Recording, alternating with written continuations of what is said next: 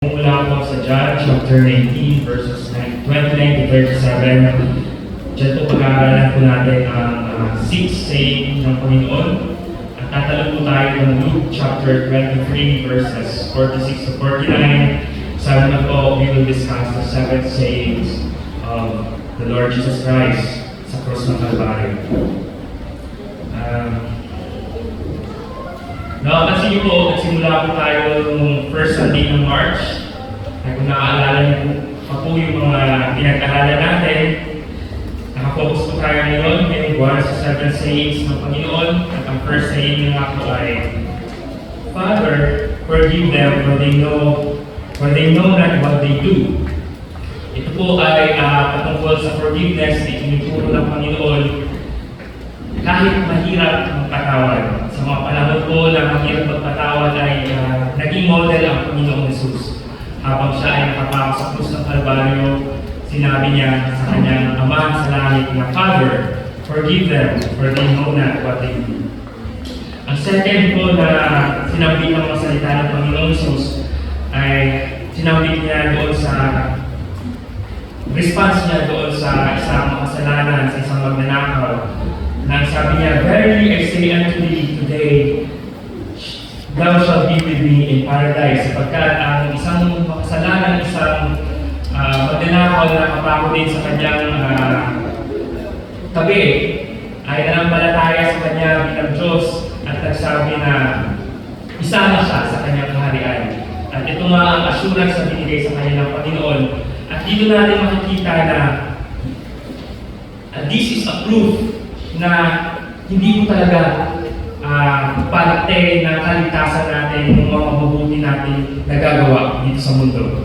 Sapagkat nakita natin dito na yung magnanakaw, bagamat siya ay tawag dyan, makasalanan, nakapako sa krus, nung siya ay nakampalataya sa Panginoong Jesus.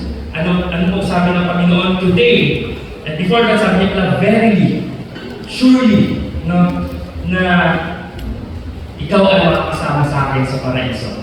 Today, sa akin. So, hindi na po nagkaroon ng chance ang magnanakaw na gumawa ng mabuting bagay sa kapwa at hindi na rin po siya nagkaroon ng chance na mabautismo. Marami kasing mga turo na nagsasabi na water baptism is part daw ng kaligtasan, but it's not true.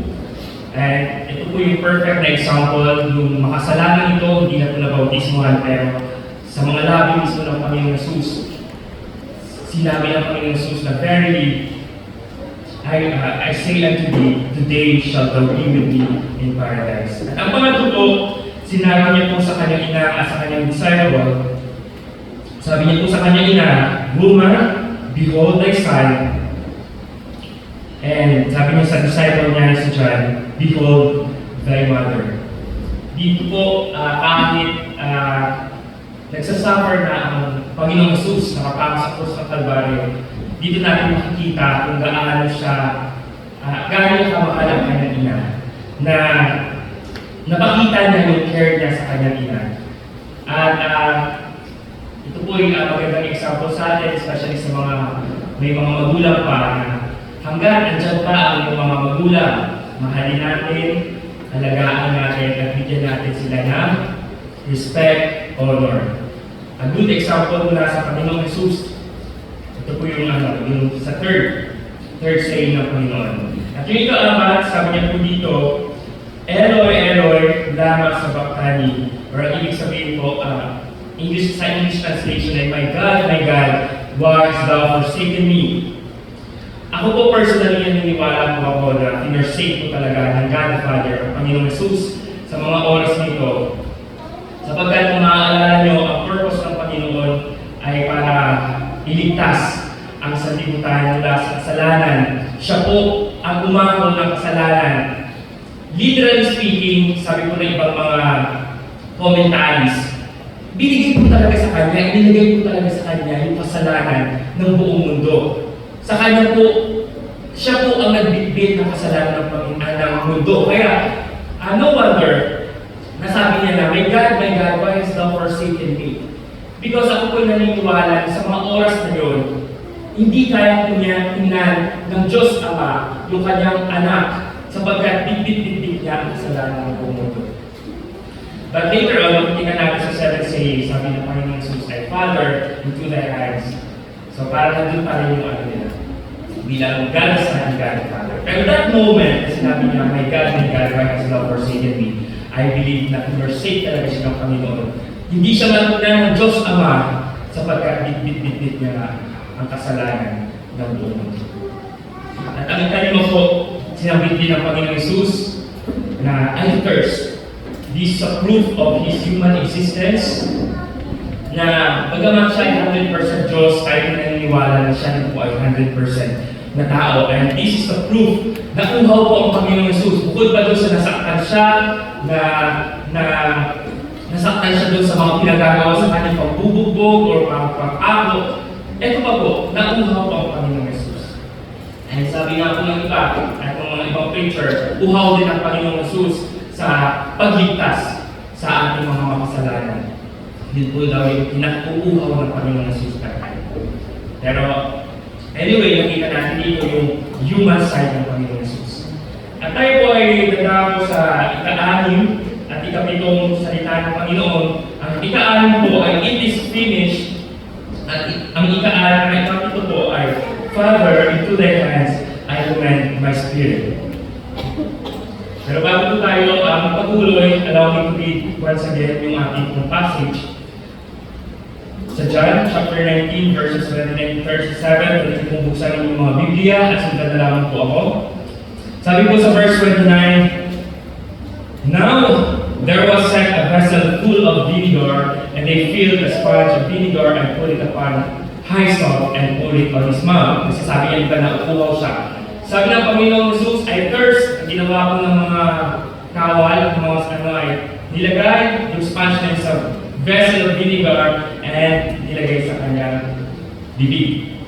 Verse 30, when Jesus therefore had received the vinegar, he said, It is finished. And he bowed his head and gave up the ghost. The Jews therefore, because it was the preparation that the body should not remain upon the cross on the Sabbath day, for that Sabbath day was an high day, resolved Pilate that their legs might be broken and that they might be taken away. Dahil papalapit na po ang Sabbath, hindi po nila pwedeng iwan yung mga naipako doon sa cross. So ang ginawa nila, hindi sila ng permiso kay Pilate na basahin na yung mga buto nila, yung mga tuhod. Then came the soldiers and brake the legs of the first and the other which was crucified with him. But when they came to Jesus and saw that he was dead already, they brake not his legs. Hindi po nila binake or sinira yung buto ng Panginoon Jesus. But one of the soldiers with a spear pierced his side, and forthwith came there out blood and water. And he that saw it bear record. Ito pong he na to ay si John po mismo. John was speaking using the third person. Sabi niya, and he saw it pertaining to himself. I saw it. And he that saw it bear record, and his record is true, and he knoweth that he said true that he might believe. Sa tayo pong makabasa nito, might believe. For these things were done that the scripture should be fulfilled. A bone of him shall not be broken. And again, the scripture said, they shall look on him whom they pierced. Sabi po tayo sa Luke chapter 23, ito po ang kadugtong. And when Jesus said and cried with a loud voice, yun po yung iniyak niya, yun po yung sinigaw niya, yung it is finished. So when Jesus had cried with a loud voice, ito na po kasunod, he said, Father, into thy hands I commend my spirit. And having said thus, he gave up the ghost. Now when the centurion saw that what was done, he glorified God, saying, Certainly this was a righteous man. And all the people that came together to that side, beholding the things which were done, smote their breasts and returned. So, umuwi sila diyan, nagbukan daw nila yung kanilang mga dibdib dun sa na-witness nila. In verse 49, and all his acquaintance and the women that followed him from Galilee stood afar off, beholding these things. Bago tayo magpatuloy, tayo po muna sa gitna ng manalangin. Let us pray. Heavenly Father, aming dakilang Diyos, maraming salamat Panginoon sa mga oras nito na nayari po kami makapagbukas ng salita, magbasa at mag-aralan Panginoon.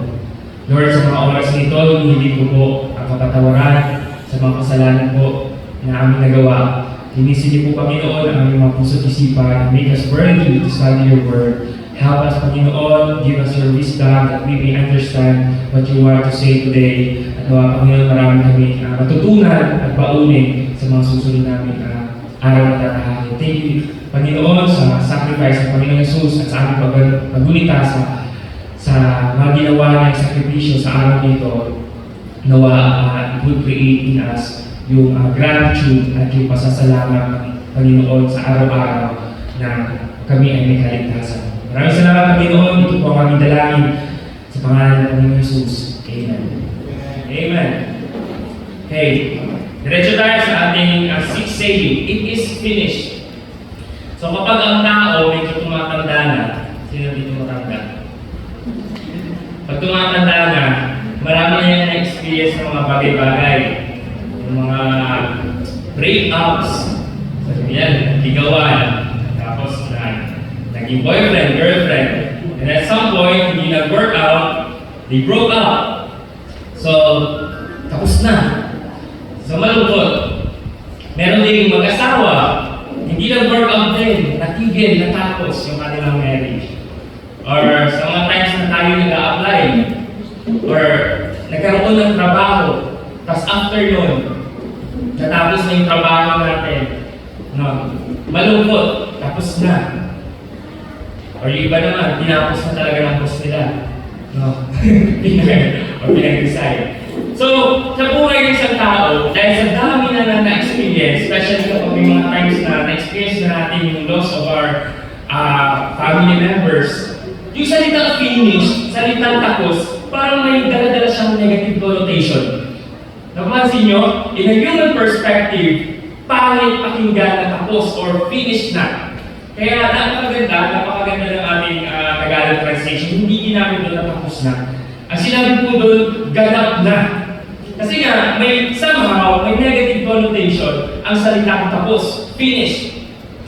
Pero doon sa pagkakasabi ng Panginoon na it is finished, actually, it's a total different thing. Hindi po siya yung the way na naiintindihan natin tapos na.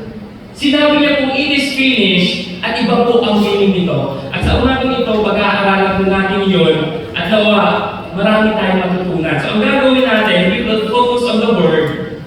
Una po yun. And pangalawa, we will focus on the work of the Lord Jesus Christ. So we will focus on the Word. Ang salita pong it is finished, actually sikat po itong salita.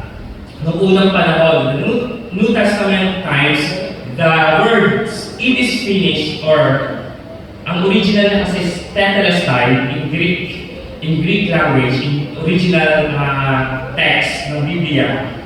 Pagkakasulat po nito at ang pagkakasabi po ay tetelestai. At ang tetelestai is a popular word sa panahon yun. So in Aramaic kasi, ang translation nito ay masalam o masalam. Sino ba nakapunta dito sa nakaintindi na ako masalam o masalam na yung mga nakapunta sa iba sa mga Arab countries. So yun po ang tetelestai. Sa English po natin ay it is finished. So tatlong salita po siya, pero in the original text, it's tetelestai. Now, what does it mean? Ano po ang ibig sabihin po ng tetelestai? Ang tetelestai po ay nagmula sa salitang teleo or telos. Teleo or telos, na ang kahulugan po nito, ang meaning niya po ay naglalaro po between a goal achieved, may goal na na-achieve, there's a consummation, or there's an end, may result na na-attain, or may na-complete na, na ultimate purpose. Ultimate purpose. And sabi mo kanina, napakaganda ng translation natin sa Tagalog, naganap na. It is finished, naganap na. It's because from the very beginning, the moment na ibinigay ng Panginoong Jesus at ng Diyos Ama ang kanyang only begotten Son, ang Panginoong Jesus, there's an ultimate purpose. Umpisa pa lang nung pinanganak ang Panginoong Jesus, may ultimate purpose na siya. Ang ultimate purpose na yun ay later on ay ibuwis ang kanyang buhay doon sa krus ng Kalbaryo. Nasusundan po ba?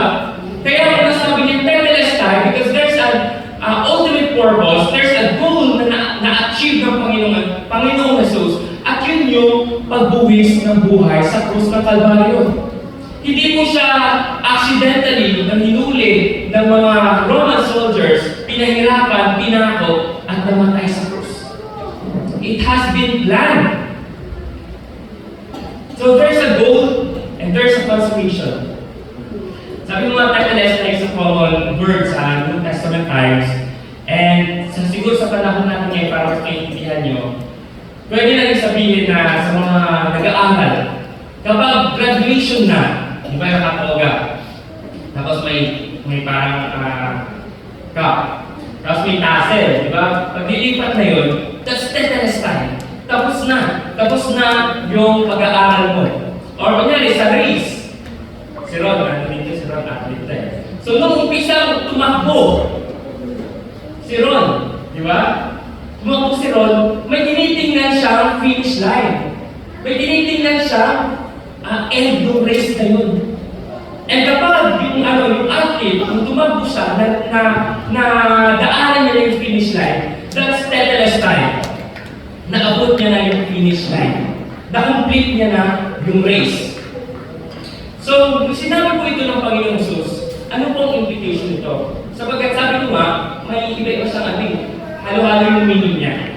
So, may mga nuances yung salitang tetelestai, different shades of meaning. And pag-aaralan natin yung iba't ibang klaseng implication po nito.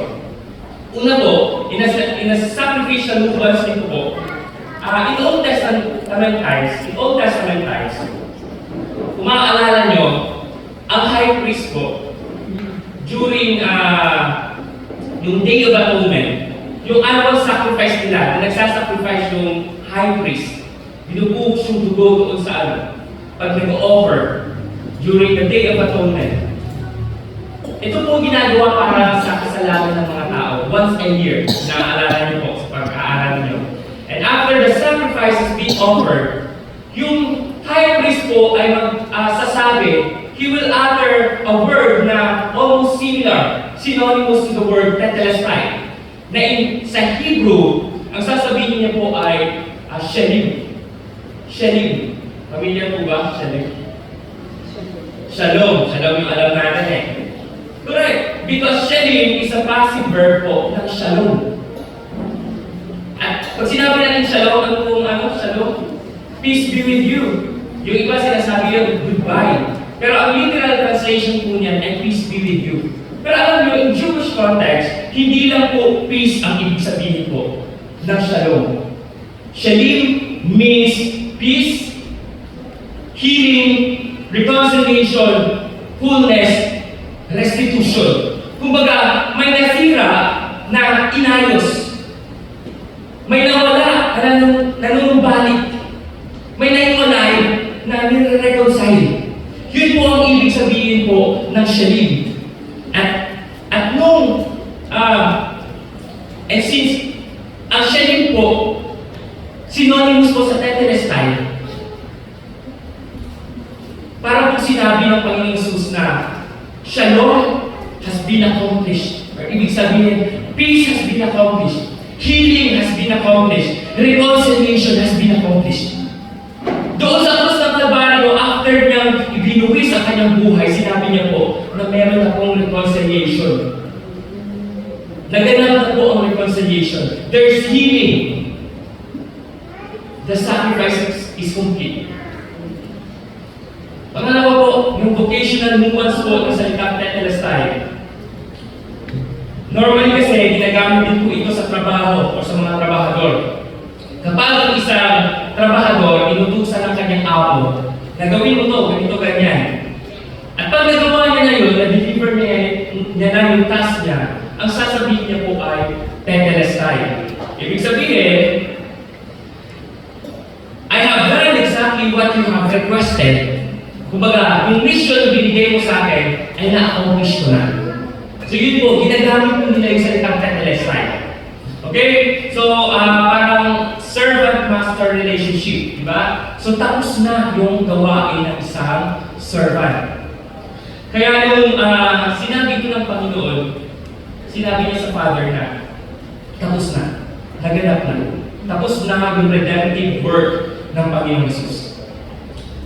Madalas na gumagamit ito ang mga artists, hindi ito mga artists, or mga artista lang kapag inuutosan. Mga artists, yung mga nag-paint, nag-sculpture.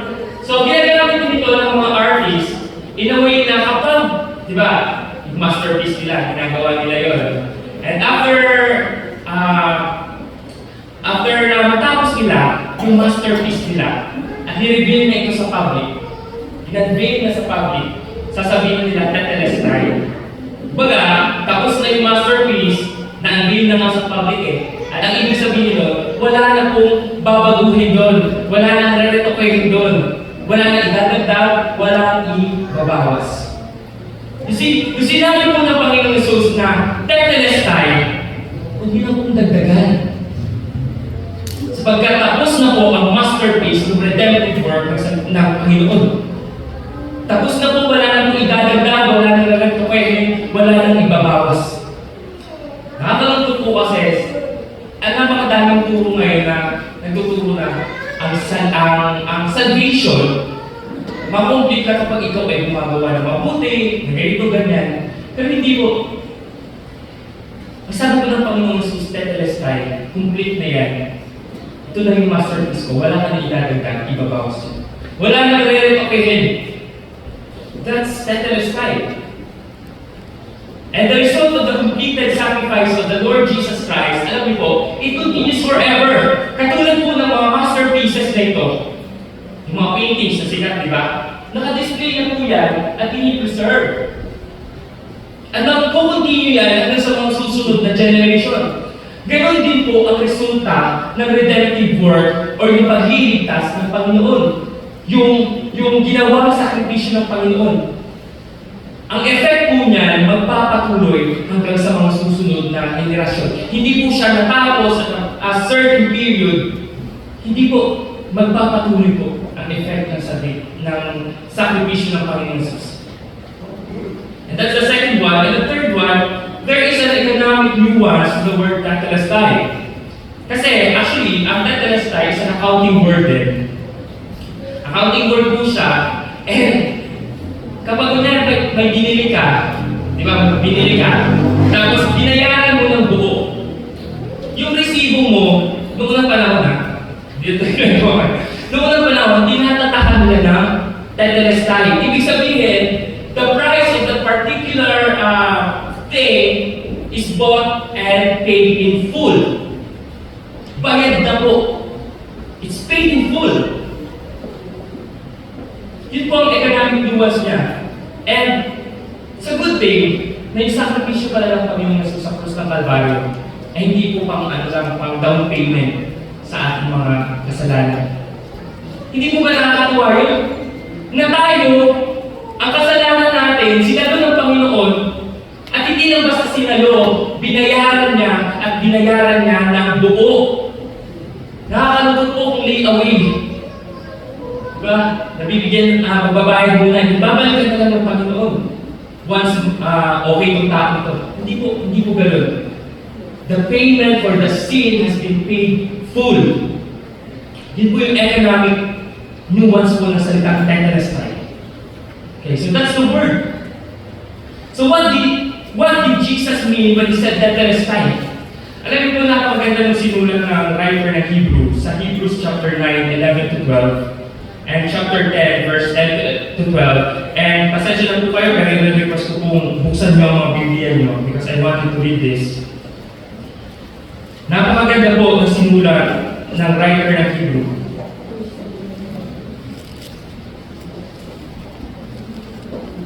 Hebrews chapter 9, verses 11 to 12. Sabi po dito, sinamarize niya po ito.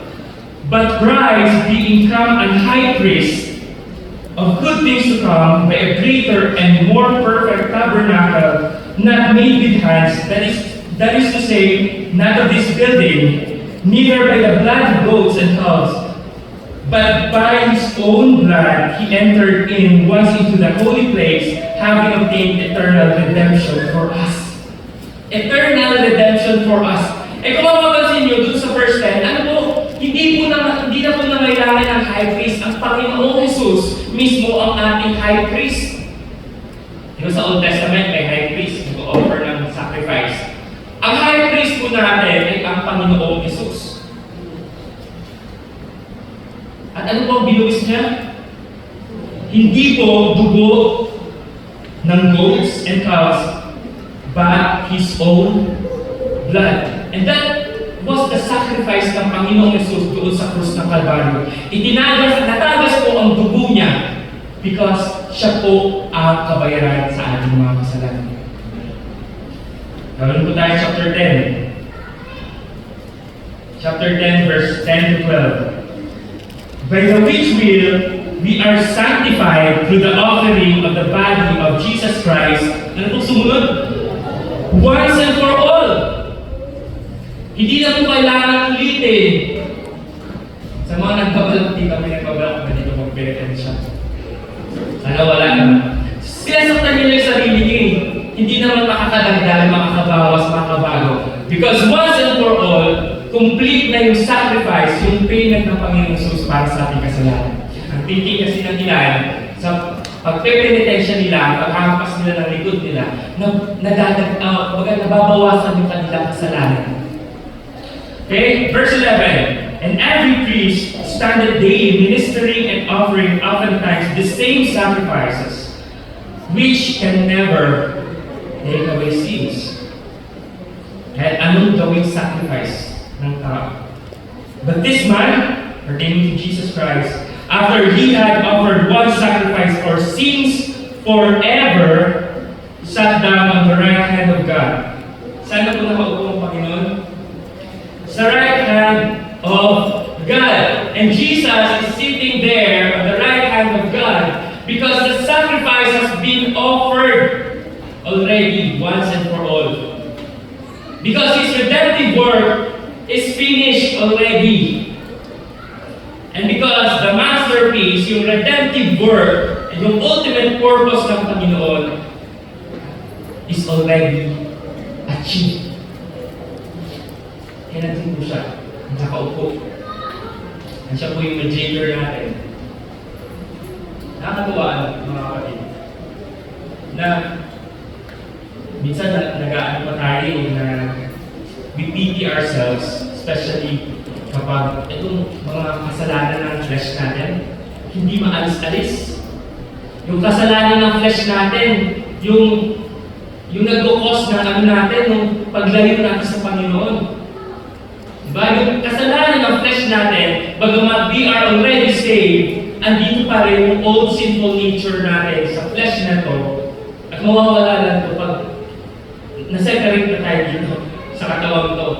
And nakakalungkot minsan kapag nakakagawa tayo ng kasalanan because of this flesh, na inisip natin, Lord, bakit naman ganito? Parang, ganyan, nauulit-ulit yung kasalanan ko. But you know what, mga kapatid? Ang Panginoon Jesus ay napanalunan na ng bagay nito. And because of that victory, we are also victorious. Kasi kung napapansin nyo, we can say no to our sin. Hindi na po tayo slave ng sin, hindi na po tayo slave ng kaaway. Kundi, we have that power because of the Lord Jesus Christ to say no sa kasalanan. Napansin niyo ba? Or hindi nyo mapansin? Now, we have that power na manalo sa kasalanan. Kapag dinetempt ka, say no. Sometimes nakagawa pa rin tayo, but sabi ng Panginoon, yung lahat ng kasalanan natin, bayad na po yun.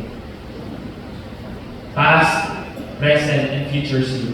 But nawa, hindi natin gamitin yung bagay na yun para kadahilan magkasala ulit.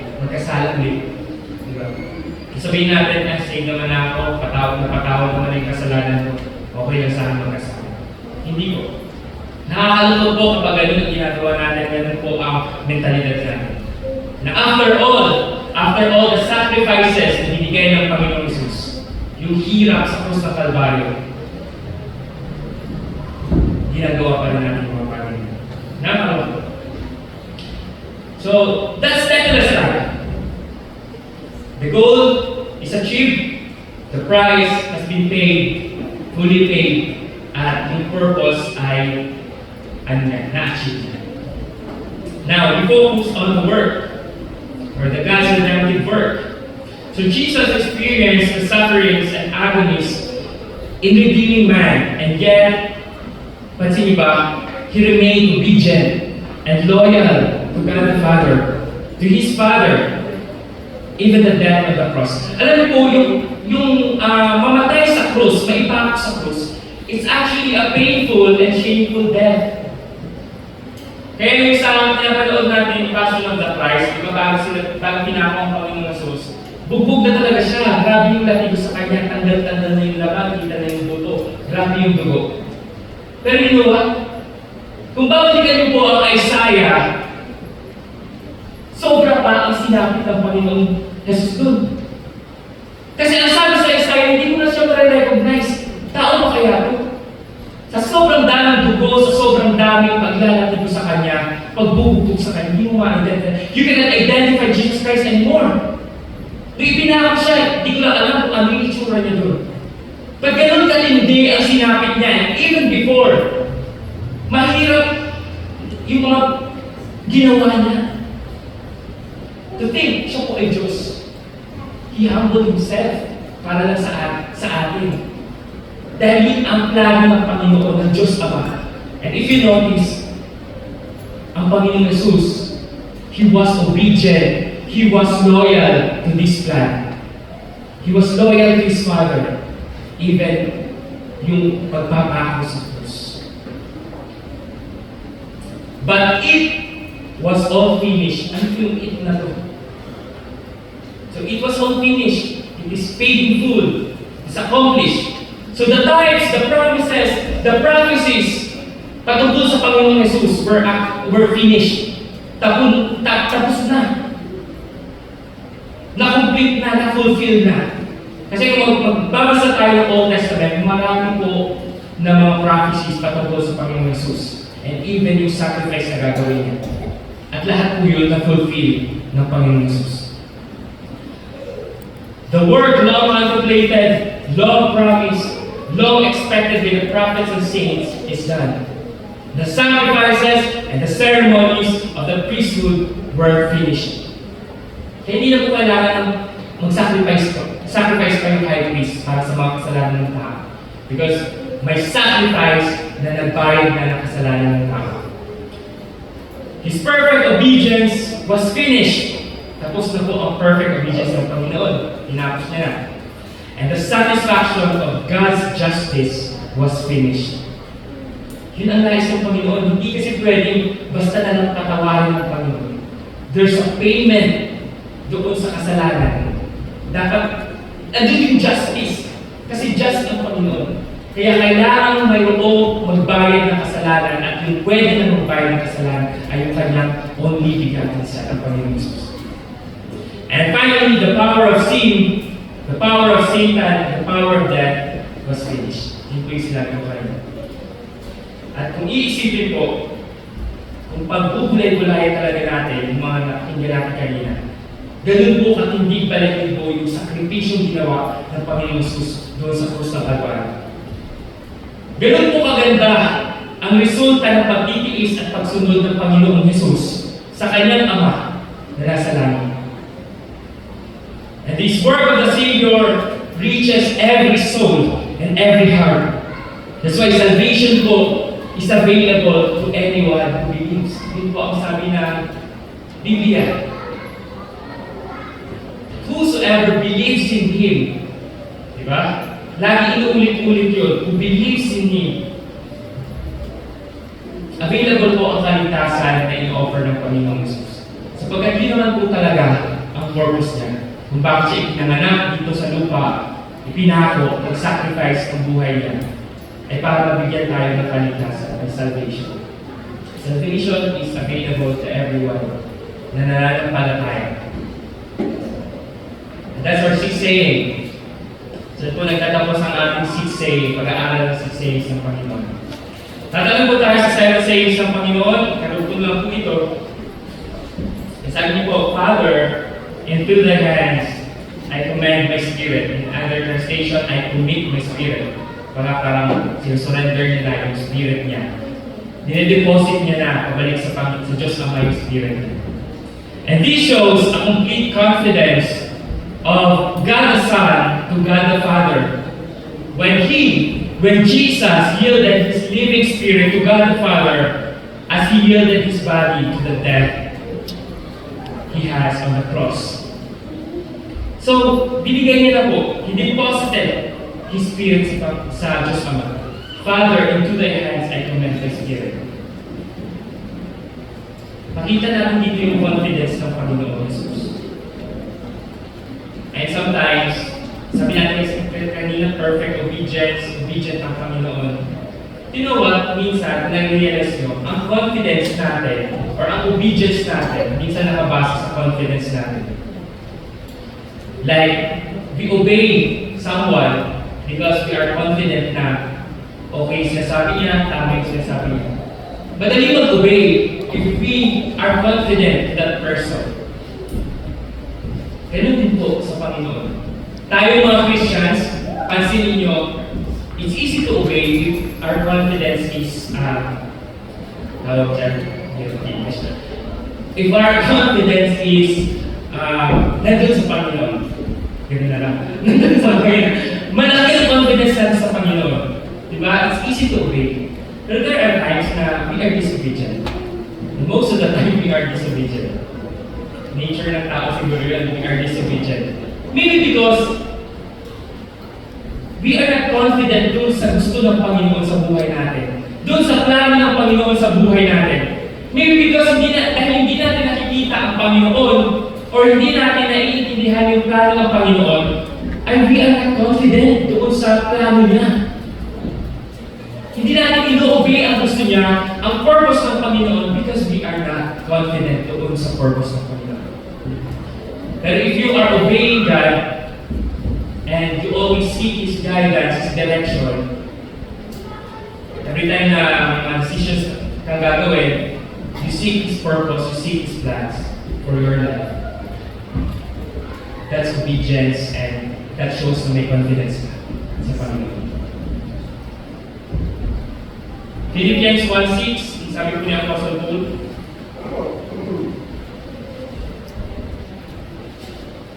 tulad po ng sabi ni Apostle Paul, na being confident of this very thing, that He which hath begun a good work in you will perform it until the day of Jesus Christ. Kumbaga, huwag po tayong magsawang mag-antay sa pagdating ng Panginoong Jesus. Darating po yung araw na babalik ang Panginoong Jesus, hindi man natin maabutan natin yung second coming ng Panginoong Jesus.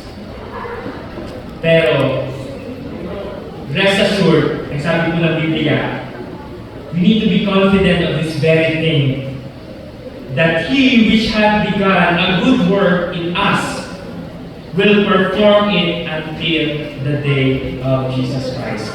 Yung kaligtasan na inaasam-asam natin, yung pinaniniwalaan natin kaligtasan, dadating po yan. Hindi po yan kwentong barbero. Hindi po kwento-kwento lang ang kaligtasan na ibinigay na nais ng Panginoon sa atin. Kung ikaw ay nanampalataya sa Panginoong Jesus, huwag kang magsawang maniwala. Because one day, mag-a-appear ang Panginoong Jesus at lahat ng mga ligtas lamang ang sasama papunta ng langit. And this is not the sin. Kung sinabi niya na, Father, into thy hands I commend my spirit. This is not a sin na kumbaga bad people defeated God. Hindi po ito yung parang teleserye na or parang mga pelikula na yung mga good guys lagi nagbubugbog. Minsan namatay pa, yung bida ay dinatabi. Yung may mga good guys na napapatay sa mga pelikula. So hindi po ito yun. Hindi po dahil natalo ng mga nakaaway yung Diyos, kaya nag-give up na lang ng Panginoon. Kaya nga, yung sa pag-aaral natin ng Tetelestai, hindi po yun na as if na nag-give up ang Panginoon or dead end na or wala na magawa ang Panginoon. It actually shows that Jesus gave up His life when He wanted to. Because ang Panginoong Jesus ang may control sa buhay niya. That's why Jesus gave up His life. Yung sabi niya, Father, into Thy hands, I commend my spirit. And then He gave up His ghost. Diba? So, Jesus Christ gave up His life when He wanted to. And how He wanted to. No one took His life from Him. He gave it up when His work was finished. Kung mapapansin niyo, sabi ko sa Biblia, nung tapos na yung kanyang gawa, give up niya na yung kanyang spirit. Kasi tapos na. Na-complete niya na, na-fulfill niya na yung purpose niya. So Jesus is not a victim we should pity, but rather a conqueror that we should admire. Because Jesus is a conqueror. Na-conquer niya po yung mga hirap na dinanas niya sa pagsunod sa Diyos Ama. At pangatlo po, this shows the immateriality of the soul and of its separate existence dito sa katawan po natin. Kasi itong katawan, when we die, this body perish or this body decays, diba? Na nawawala siya, nalulusaw siya. Pero hindi po kasama yung soul, yung kaluluwa natin, yung soul natin. Magpapatuloy po yun. Separate existence po yun. At dito po, pinakita, sabi ng Panginoon Jesus, Father, into Thy hands, I commend my spirit. Yung spirit po, separate existence sa physical body natin. And expect po, when we die, hindi mo sasama yung kaluluwa natin, yung spirit natin sa katawan na masisira. Magpapatuloy siya. That's why we preach yung salvation. Because ano ang mangyayari dun sa kaluluwa after mamatay itong katawan? Ano pong mangyayari dun sa mga kaluluwa na hindi nakarinig ng kaligtasan, ng salvation, after ma-decay itong katawan? Sabi po ng Biblia, kung ikaw ay ligtas, yung kaluluwa mo, magkukontinue doon sa langit. Pag hindi, sa hell. Yung sinasabi na sa John 3:16 na, that whosoever believes in Him shall not perish, but have everlasting life. And everlasting life, yun po ay sa langit lamang. Wala pong everlasting life na doon ka sa impyerno, nagsasuffer araw-araw sa dagat-dagat ng apoy. That's eternal death. Everlasting death. Araw-araw, oras-oras. Imagine nyo, nagsuswimming ka doon. Bigla mo swimming ka doon, huwag sa apoy. Araw-araw ka nagsuswimming sa apoy kung doon ka sa hell. Wala na pong pwede idagdag ang tao sa offer na kaligtasan ng Panginoong Jesus. Sabi po ng Ephesians, For by grace are ye saved through faith. Yun lamang po ang pwedeng gawin ng tao.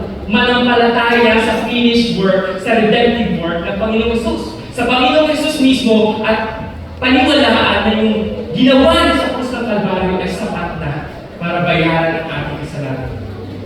It's for by grace. Alam niyo po ang kaligtasan ito binigay ito sa atin, hindi dahil deserve natin. That's why yung grace eh. Because ang grace is undeserved favor. Hindi natin ito deserve, pero binigay pa rin ng Panginoong Jesus. Binigay pa rin ng Diyos Ama yung sacrifice na makakabayad sa ating kasalanan. That's grace. At alam mo yung gagawin natin? Manampalataya. Have faith sa Panginoong Jesus na siya na yung makapagligtas sa iyo. Kung hindi niyo pa po yun nagagawa mga kapatid, this is the perfect time na once and for all, tanggapin niyo po ang kaligtasan na ino-offer ng Panginoong Jesus. You see, magpapatuloy po ang kaluluwa natin ang Spirit. Pagkatawan natin ay naman. The reason why pinabasa ko po yung mga susunod na verses sa John at sa Luke, gusto ko lang pong i-discuss ng mabilis yung mga kasunod. After kasi nito, give up niya na yung ghost, give up ng Panginoong Jesus yung kanyang spirit. Sabi ko dito, si Shes, pasabat day na siya. So, kailangan ng mamatay kasi atibay din ng kasama ng Panginoong Jesus. Ilang oras silang nakapako doon. Alam niyo po kasi, pag nakaganon sila, unti-unti pong nagsasara yung parang, nandito pala si Brother Kevin, baka mali ako ng pagsabi. So, parang naiipit yung parang, yung nilalabasan ng hangin. No? Tama ba? Bro? So, naiipit at ultimately mamamatay. Pero may times na matagal mamatay yung mga tao na ipinako sa krus. Kaya ang ginagawa nila, binabasag nila yung tuhod, yung bones, para hindi na parang kahit kasi nakapako, natutukod niya. Natutukod ng tao para makahinga ulit. So ngayon, ang gagawin ng mga soldiers, ibasabi nyo para wala nang magsusupport doon sa katawan ng tao na kapako. At ultimately, mamamatay. So ang sabi ko dito, then came the soldiers and brake the legs of the first and of the other, which was crucified with Jesus, with him. But when they came to Jesus, they saw that he was dead already. So sa mga nakikipag-away, nagsasabi na buhay naman ang Panginoong Jesus, di naman talaga namatay, nahimatay lang daw. Grabe yung utak minsan ng tao. Sabi nila ay nahimatay daw. Hindi po binasag ng mga soldiers yung buto ng Panginoon sapagkat nakita nila na patay na ang Panginoong Jesus. Hindi po dahil nagpapatay-patayan ng Panginoong Jesus. Patay na ang Panginoong Jesus that time. That's why hindi po nila binasag. But one of the soldiers with a spear pierced his side, siguro sa tinusok niya ang katawan ng Panginoon, and there came out blood and water. And scientifically, kapag may lumabas, nag-separate yung blood and water. Tama ba? Patay na ang tao. Pag lumabas, nag-separate tubig at blood, patay na. And that's the proof na patay ang Panginoong Jesus. Verse 34 and 35. And he that saw it bear record pertaining to John, yung disciple na sinabihan na ito yung ina. Si John yun, and si John, sinulat ko ito, and he bear record dun sa na-witness niya. And he was speaking in third person, ginamit niya po, and he, pero siya po yan, and he that saw it bear record, and his record is true. Sinasabi ko, sinulat ko ito sapagkat ito ay totoo. And he knoweth that he said is true, that he might believe. Sa mga hindi pa naniniwala sa account na ito, sinulat ko ito para tayo maniwala. And it's against us and the Lord kung hindi mo pa paniniwalaan. Kung hindi ka na nanampalataya sa Panginoong Jesus, ibig sabihin hindi ka naniniwala sa Diyos. Ang pinasulat nito.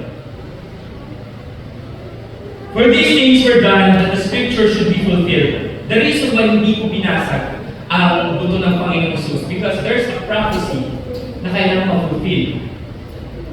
Or should I say, iniisip ko tayo yung inaaral ko, is it really a prophecy that should be fulfilled? Or God has already seen it at pinasulat sa Old Testament? Then again, this is a prophecy fulfilled, walang nabasag na buto ng Panginoong Jesus. Kung gusto niyo pong ng patunay, ibigyan ko po kayo ng verse. Go to Psalms chapter 34 verse 20. Check po natin kung totoo po kung may practice ako. Psalms chapter 34 verse 20. Nabanggit po doon. And he keepeth all his bones, not one of them is broken. And prophecy is fulfilled. Another prophecy.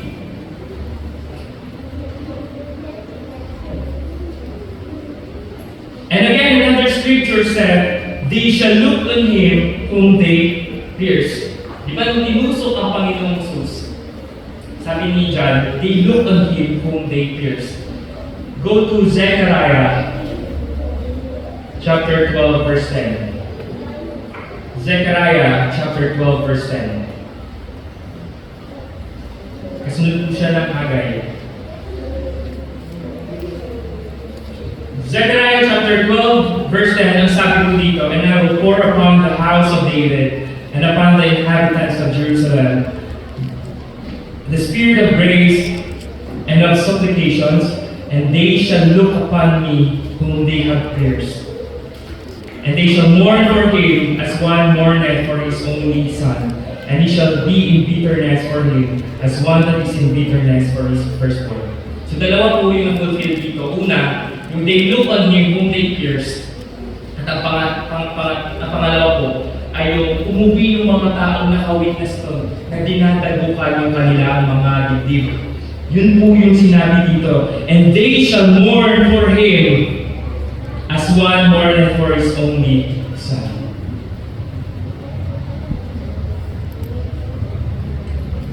So yan po ang katapusan po ng binasa natin ng sa John.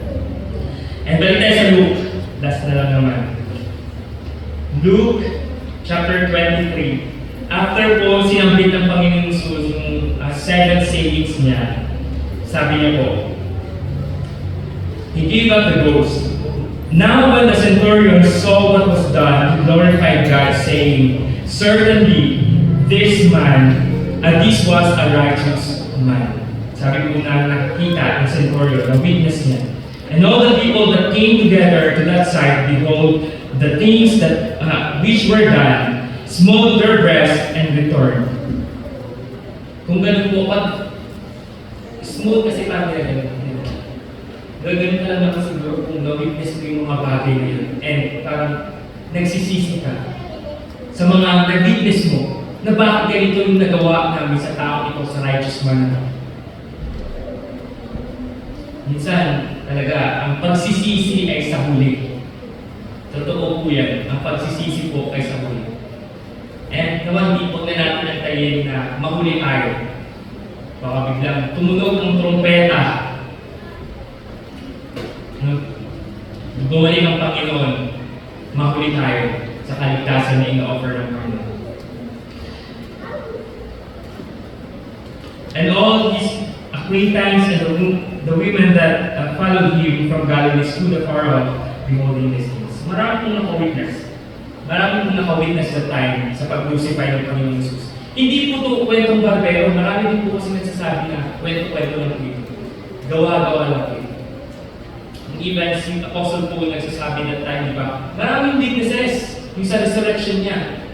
Maraming witnesses. Kung gusto yung pwede yung balikan, buhay pa naman yung iba, sabi niya, di ba? Buhay pa naman yung iba. Pwede yung kunin yung testimony nila. But you know what? Sometimes, totoo sabi ng Biblia na people are blinded ng kaaway. Na kahit anong explain ng Biblia patungkol sa Panginoong Jesus, sa ginawang pagsasakripisyo ng Panginoong Jesus, sa kaligtasan, sarado ang mata nila. They were blinded. Pero mapalad tayo mga kapatid na the moment na we encounter yung salvation, binuksan ng Panginoon yung puso natin, yung mata natin, isipan natin, that we were able to understand it and have the faith on the finished work of the Lord Jesus Christ. End na pala. End na daw. So yun po. Nawa ang pag-unita po natin ng 7 sayings po ng Panginoon ay hindi lang basta nag-unita natin kasi Holy Week na next week or Holy month ng Holy Week. Alalahanin po natin every time na tayo ay nagkakasala, may nakapatawaran. Araw-araw alalahanin natin buwan-buwan. And every time na nag-Lord's table tayo, alalahanin natin yung sakripisyo na ginawa ng Panginoon Jesus para sa atin. Sige po, tayo po ay tumayong lahat at tayo po ay mananalangin.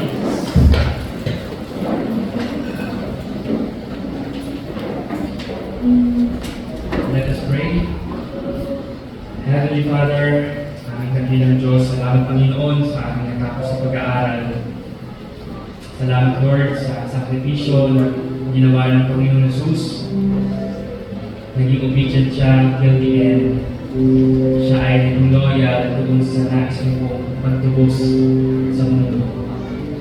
Salamat Panginoon sa buhay niya na inuwis sa krus ng Kalbaryo.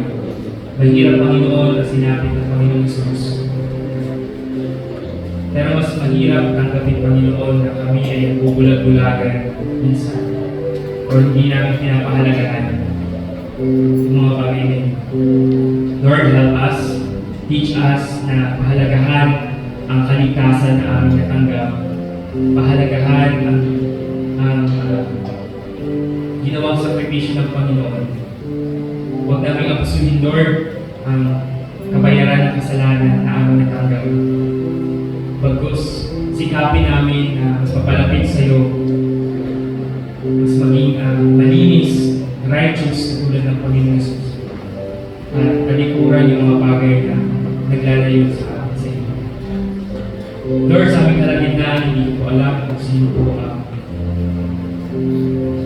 kasama namin na nangangailangan ng kaligtasan.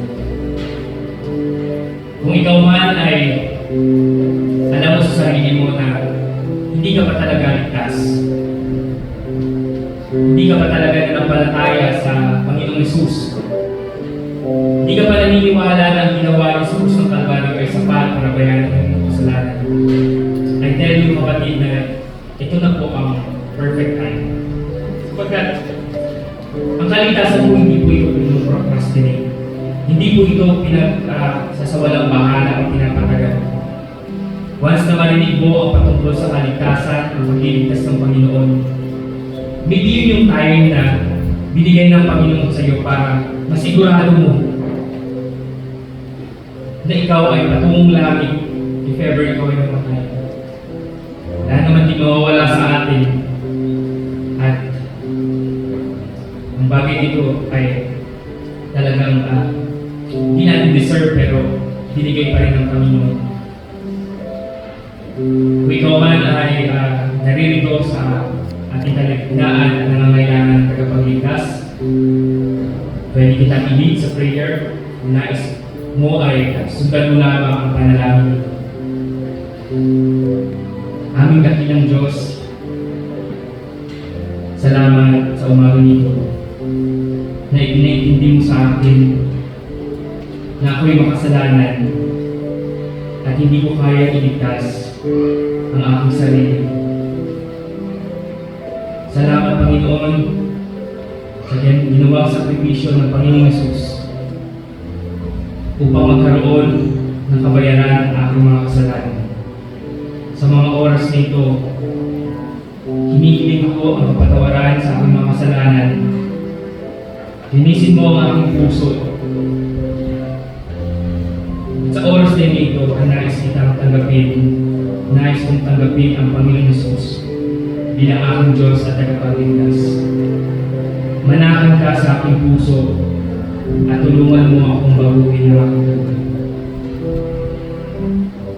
Naniniwala ako na sapat na ang ginawang kabayaran ng Panginoon Jesus sa aking mga kasalanan. At tulungan niyo po ako sa araw-araw sa aking buhay Kristiyano. Sa pangalan ng Panginoon Jesus.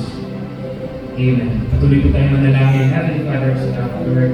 Ito po ang tuloy na nakakaalam na kita Panginoon kung may kasama kami dito na niligtas. Ganun pa man ay kami nagagalak, maging ang langit na anytime, Panginoon, pwede namin ihayag ang kaligtasan na offer ng Panginoon Jesus. Salamat, Lord, kung meron pang naligtas sa aming kalagitnaan. Salamat sa inyo. Sa mga kapatiran na nandito, Panginoon, tulungan po kami. Patatagin niyo po ang aming pananampalataya at huwag kami maghinawang maglingkod, lumapit sa inyo. Huwag kaming matakot na lumapit sa inyo, Panginoon, every time kami nagkakasala. At naisin namin na mas mapalapit sa inyo. Lord, patawad dahil may mga times na nalalayo kami. Pero Lord, hinihiling namin, I pray, tulungan niyo po ang bawat isa na mas lumapit at tumibay ang pananampalataya sa inyo. Pagpalain niyo po ang bawat isa sa aming kalagitnaan at ang lahat na ito, Panginoon, ay aming dinadalangin sa matamis na pangalan ng Panginoon Jesus.